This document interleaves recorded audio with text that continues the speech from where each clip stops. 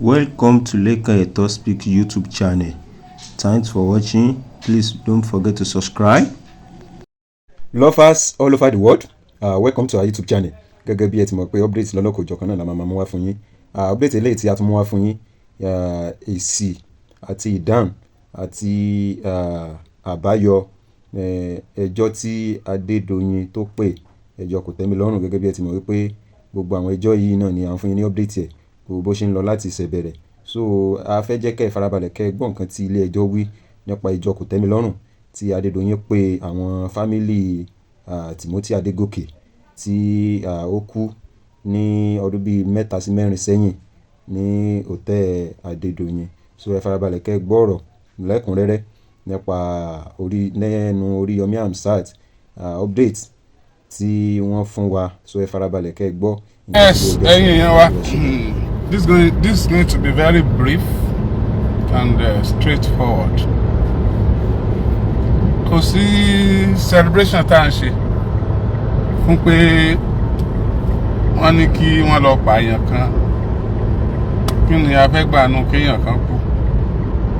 Ṣùgbọ́n tí a bá máa rí ìdájọ́ òdodo gbà lórí àwọn ìwà burúkú tó ń ṣẹlẹ̀ láwùjọ wa, ó súnmọ́ kí àwọn ìwà yẹn náà ó sì máa tẹ̀síwájú.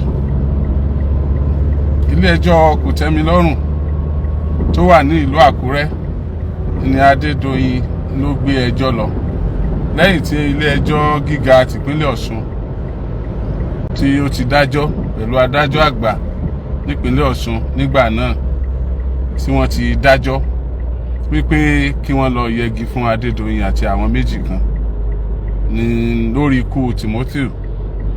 A sì sọ láìpẹ́ yìí nígbà tí ilé ẹjọ́ náà tó ń gbọ́ tọ̀tún tó ń gbọ́ tòsì ní ìlú Àkúrẹ́, ó tó di pé wọ́n ní àwọn kéde ìgbà tí ìdájọ́ wáyé. Àárọ̀ yìí òní ni ìdájọ́ wáyé nílé ẹjọ́ kòtẹ́milọ́rùn tó wà lákúrẹ́ o. Ìdájọ́ tó sì wáyé ń bẹ̀ náà ni pé ìdájọ́ yẹn ń sọ fún wa pé ní Nàìjíríà, nítorí kó jẹ́ ipò tó rí kó wà, ẹni tó rí kó mọ̀, tó bá ṣẹ̀ sófin wàá kojú òfin, tó bá ṣẹ̀ sófin wàá kojú òfin. Tí o bá mọ̀yàn rárá, tí o bá jẹ́ ọmọ àtàpátá dìde, tí ìdílé rẹ jẹ́ ìdílé tálíkà, tí wọ́n bá yàn ẹ́ jẹ ní Nàìjíríà tòní, tí Ọlọ́run bá ṣàánú ẹ, tí orí àwọn tí o rí òun gbágbé, ṣùgbọ́n tí àwọn èèyàn bá dìde fún ẹ, tí wọ́n kígbe tí gbogbo àgbáyé fi gbọ́, tí Nàìjíríà fúnra rẹ̀ mọ̀ pé wọ́n fẹ́ yàn ẹ́ jẹ ni. Ìgbà míì wà tó o bá rówó pẹjọ́, wọ́n lè bá ẹ pẹjọ́ o. Tó o bá rówó pé o fẹ́ gbìjà ara rẹ, ìjọba gan lè ràn yàn lọ́wọ́ tó bá ti jẹ́ ẹ̀sùn criminal, torí pé gbogbo ẹ̀sùn tó bá jẹ́ criminal ẹ̀sùn, all criminal cases is owned by government. Government ló máa ṣe. Ṣùgbọ́n lọ́pọ̀lọpọ̀ ìgbà ló jẹ́ pé àwọn èèyàn tí wọ́n jẹ́ ọ̀lẹ láwùjọ pẹ̀lú àpò àti dáàyànmọ̀ tá à ń pè ní connections, àwọn gan fúnra wọn ti máa ń fà sẹ́yìn, wọ́n ti máa ń rora wọn pin, wọ́n ti máa ń rò pé àwọn ò lẹ́tọ̀ọ́ nítorí pé àwọn ò mọ̀ èèyàn láti jà fún ẹ̀tọ́ àwọn. Ṣùgbọ́n Nàìjíríà ó ti dáa jù bẹ́ẹ̀ yẹn lọ.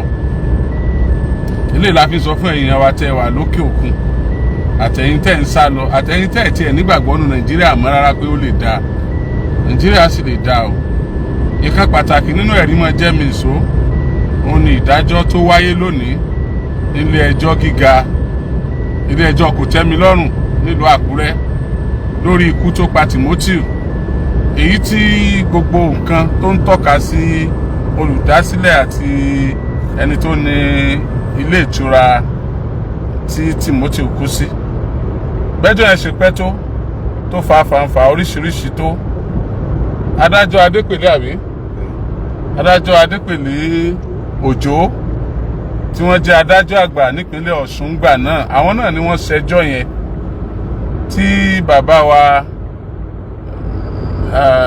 agbẹjọ́rò ajàfẹ́tọ̀ọ́ ọmọnìyàn ni bàbá wa Fẹ́mi Fálànà tí wọ́n sì bá wa gbé ọ̀rọ̀ náà. Tẹ́ bá gbàgbé orí ìkànnì náà lẹ́yìn náà ti ń sọ pé ká sọ fún bàbá wa Fẹ́mi Fálànà kán bá wa gbé kán bá wa dá sí i. Ẹ̀yin náà lẹ sì dáwó jọ ń gbà náà. Owó tẹ́ dájọ́ ń gbà náà bàbá Fẹ́mi Fálànà ò gba owó náà. Wọ́n ní ká kó fún ẹbí Timothy àti ìyá àtọmọ rẹ̀ àti ìyàwó a kó fún wọn. Gbogbo yín náà lẹ́dẹ̀ẹ́ rí. Àṣẹ̀yìnwá àṣẹ̀yìnbọ̀ wọn adájọ́ Adépèlé Òjó wọ́n gbọ́ ẹjọ́ ọ̀tún wọ́n gbọ́ tòsì. Àwọn sáànù gbàǹgbàǹgbà wọ́n kó sílé ẹjọ́. Àwọn akin níwájú adájọ́ ṣẹjọ́ lóríṣiríṣi kálukú ṣe àwítúnwí àti atótónu. Lẹ́yìn ọ̀rẹ̀yìn adájọ́ Adépèlé Ẹ̀sán wọ́n rí adájọ́ Adépèlé Òjó rí pé nínú àwọn tí wọ́n kó wá sílé ẹjọ́ ààrẹ ni tí wọ́n lè yọ̀ǹda ń bẹ̀ wípé kò mọ́wọ́ mẹsẹ̀. Wọ́n wá mú àwọn mẹ́ta kan yẹ́yìí tí Abdulrahman Adégòkè Adédoyin tó jẹ́ kan nínú wọn. Wọ́n ní àwọn jẹ̀bi ikú nítorí ikú tí wọ́n fi pa Timothy wípé kí wọ́n lọ yẹgi fún àwọn mẹ́tẹ̀ẹ̀ta títí tí ẹ̀mí ò fi bọ́ lára wọn. Ilé ẹjọ́ kó wọn gbà náà lóòótọ́ àwọn correctional center wọ́n kó wọn lọ sí ọgbà ẹ̀wọ̀n láti lọ ṣètọ́jú wọn títí ọjọ́ tí wọ́n kọ́wọ́ bọ̀wé kí wọ́n lọ pa wọ́n. Ó tiẹ̀ jẹ́ pé ó yé àwa náà ní Nàìjíríà pé kò sí gómìnà tí ń kọ́wọ́ bọ̀wé lọ pa wọ́n mọ́. Ṣùgbọ́n bí wọn ò pa Adédoyin gan, bí wọn ò pa gbogbo àwọn tí wọ́n fura sí, ọwọ́ ọ̀dájọ́ òdodo tí a ti ẹ̀rí gbà yẹn ó fi wá lọ́kàn balẹ̀ torí kò sí tí a fẹ́ fi ikú wọn ṣe.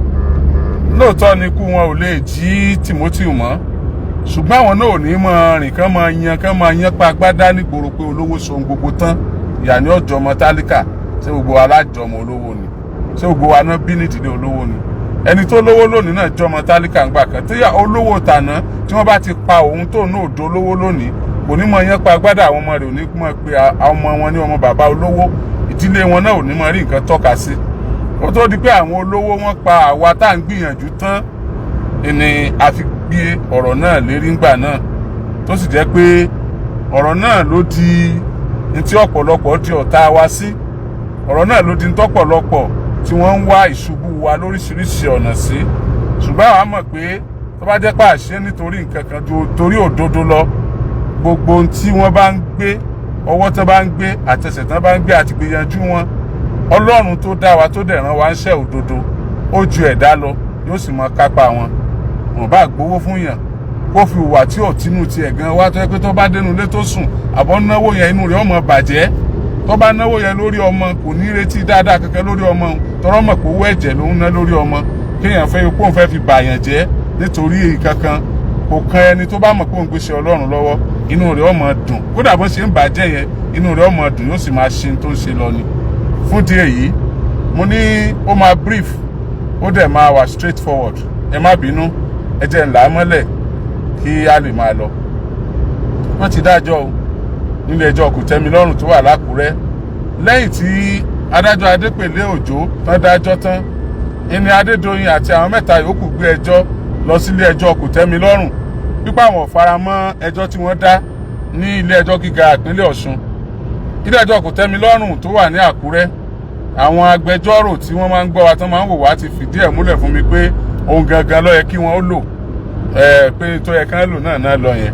So wọ́n dẹ̀ ti lọ ọbẹ̀, wọ́n ti gbọ́ ẹjọ́ ń jò ní ìtàn fẹ́ gbẹ́jọ́, mo jẹ́ kẹ́ ẹ gbọ́. Nígbà tí wọ́n ṣèdájọ́ yìí náà a tètè gbọ́ àti àwọn nǹkan tó ṣẹlẹ̀ ṣáájú àkókò yìí ló fi jẹ́ kí n tẹ̀ máa sọ fún yín báyìí. Wọ́n ti gbé ìdájọ́ kalẹ̀ lónìí o.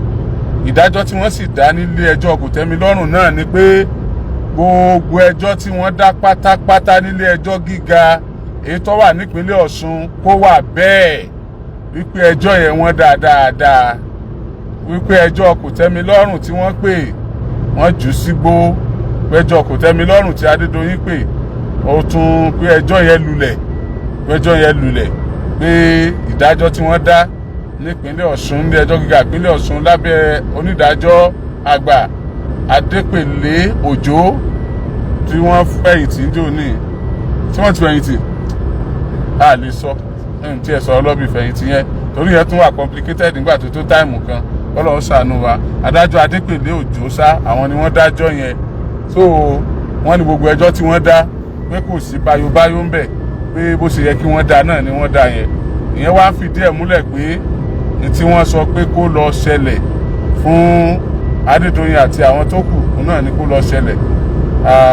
Àtúnwá retí bá wọn lọ sí Supreme Court báyìí kí Ọlọ́run kó ṣàánú wa. Ṣékáṣéká kó rántí àjọbí o, adánilóró ó mọ́ gbàgbé ẹ̀san o. Gbogbo ẹ̀yin tẹ́ wà nípò mo lè ṣe mo lè mú jẹ́, kò sẹ́ni tí ó mú mi sí. Mo wà connected, mo lè ṣe tó wù mí. Ẹ má jàárò ní ẹjẹ́ àrọ̀lá o. Àwọn orí nǹkan kan jọ Ọlọ́run lọ, bẹ́ẹ̀ la mọ̀ nǹkan kan jọ Ọlọ́run lọ, a sì nígbàgbọ́ nínú nǹkan kan jùlọ. A nígbàgbọ́ pé ọba ẹ̀san ni. Gbogbo ẹni tó bá ṣe dáadáa yóò kẹ́san rẹ̀, ẹni tó bá ṣe ìdàkejì náà yóò kẹ́san rẹ̀. A fi yọ ẹbí Adédoyin, bẹ́ẹ̀ ni a fi ṣe yẹ̀yẹ́, a níjà kankan ti pẹ̀lú wọn. Àti ẹ̀ sọ pé kíjọba kan má dé lọ́la gan kan má fún wọn l'amnesty. A sọ pé kíjọba kan má dé lọ́la kó má já condemn sí láìfà. Tíjọba kan bá já condemn sí láìfà, kíjọba kan kó tún fún wọn ní amnesty, kan yọ wọn kan náà tú wọn lẹ̀.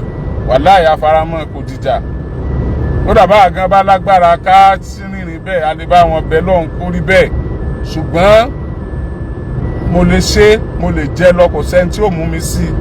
Mo lè ṣe ẹlẹ́ran ara bíi tèmi bó ṣe wù mí, kí wọ́n á ní kọ́mọ tèmi ó sá lọ, kọ́mọ yọjú mọ́, kọ́lọ́mọ dára abúmbí ọ bá wà lọ́hùn, kọ́mọ ọlọ́mọ ó sì ti kú sákàtà. Àkàtà àtọ̀dọ̀ ti ẹ̀yìn tí ẹ rí pé ó burú díẹ̀. Ọlọ́run yóò ṣàánú wa o, Ọlọ́run yóò dúró tì wá o. Èyí ni òpin ìròyìn náà. Ìròyìn ilé ẹjọ́ Kòtẹ́milọ́rùn l'Ákúrẹ́ rèé o, lórí ọ̀rọ̀ tá à ń bá bọ̀. Adédoyin, ikú tó pa Timothy sóòtẹ́ẹ̀lì rẹ̀. Ẹ ṣeun o, ẹ ṣé mo dúpẹ́ o. Àwọn kan mọ̀ bú mi pé ọkùnrin yìí ó ṣẹ̀ṣẹ̀ dé níbi tó travel lọ, ó tún ń ṣe báyìí, kì í gbọ́ràn, kì í ṣe kinní kan, kì í ṣe kinní kan. Ẹ má bínú o, ẹ má bínú o, ìrànra mi ni o. Báyìí pé mo rànra mi ni, mi bá ti ṣe bẹ́ẹ̀. Ìrànra mi ni o. Ẹ sì má fi gbogbo ohun tó bá ṣẹlẹ̀ sí mi yọ̀ mí. Ó ti ẹ̀ pé dáadáa ni ó máa ṣẹlẹ̀.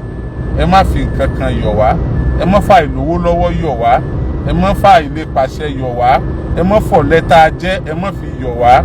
Ọlọ́run ni ò fún wa lówó kọjá ń tó fún wa. Ọlọ́run ni ò fún wa lágbára kọjá bí ó fi wá sí. Ọlọ́run ni ò fún wa lágbára tó ṣe wá lọ́lẹ. Àìlówó lọ náà ló fi rán wa ńṣẹ́, àìlágbára náà ló fi rán wa ńṣẹ́. A sì máa jíṣẹ́ fún un toró ń lo lówó, òun lọ lọ́rọ̀, òun sì lálágbára. Alágbára ò sí níbì kan o. Lovers all over the world, a lérò pé ẹ farabalẹ̀ tẹ́ wo fídíò yìí. Ṣé ẹ ti gbọ́ wípé ìdájọ́ òdodo ó sì ń exist ní Nàìjíríà wa yìí? So ẹni tí nǹkan bá ṣẹlẹ̀ sí, anything bá ti dúró tọ́ tó sì fi ìdí òdodo múlẹ̀ ní ilé ẹjọ́, kò sí bó tilẹ̀ wù kó rí, onítọ̀hún á gba ìdájọ́ òdodo. So k'Ọlọ́run ṣàánú wa. A mọ̀ wípé nígbà tán ti dájọ́ pé kí wọ́n yẹgi fún àwọn tí wọ́n ṣẹ̀, kò jí ẹni tí ó ti kú, but ìfọ̀kànbalẹ̀ wà wípé ìdájọ́ òdodo ṣì wà.